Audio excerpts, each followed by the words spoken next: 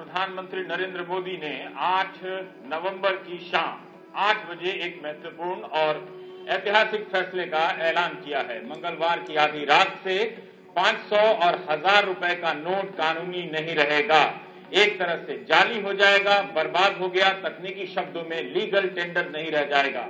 प्रधानमंत्री के शब्दों में 500 और 1000 के नोट अमान्य हो जाएंगे। बाकी सभी मुद्राएं 10, 20, 50, 100 तक की मुद्राएं मान्य रहेंगी।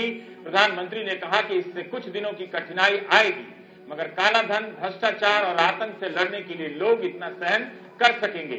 सभी राजनीतिक दल, राजनीतिक कार्यकर्ता, मीडिया, सामाजिक कार्यकर्ता और समाज के सभी वर्ग इस महान कार्य में सरकार से भी ज्यादा बढ़ चढ़कर भाग लेंगे और सकारात्मक भूमिका अदा करेंगे। ये उन्हीं के शब्द हैं। प्रधानमंत्री ने कहा कि इस घोषणा की जानकारी किसी भी मंत्री, अधिकारी या सरकार के किसी भी अंग को नहीं थी जिस वक्त ये फैसला लिया गया। और उन्होंने कहा कि जब मैं ऐलान कर रहा हूं तभी उन्हें भी पता चल रहा है।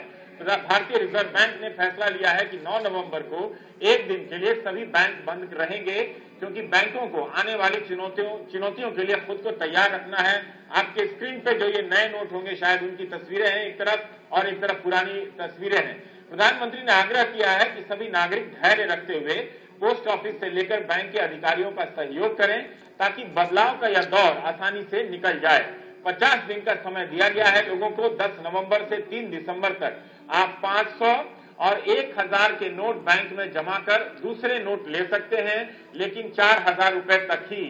11 नवंबर की मध्यरात्रि से 72 घंटे तक सभी सरकारी अस्पतालों में 500 के नोट स्वीकार किए जा सकते हैं। रेलवे बुकिंग काउंटर, बस अड्डे और हवाई अड्डे पर भी 500, 1000 रुपए के नोट स्वीकार किए जा सकेंगे, ताकि आने जाने वालों या पहले से तय कार्यक्रम जिनके हैं उन्हें किसी प्रकार की तकलीफ ना हो।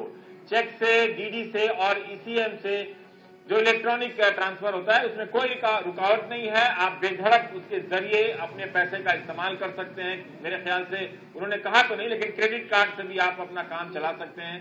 प्रधानमंत्री ने इसे शुद्धिकरण कहा है और कहा है कि जितना सहयोग मिलेगा उतना ही यह अभियान सफल रहेगा। यह सोच हमारे राजनीतिक, सामाजिक और प्रशासनिक जीवन को दीमक की तरह खाए जा रही थी। ये उनके ही शब्द हैं। शासन व्यवस्था का कोई भी अंग इस दीमक से अछूता नहीं है।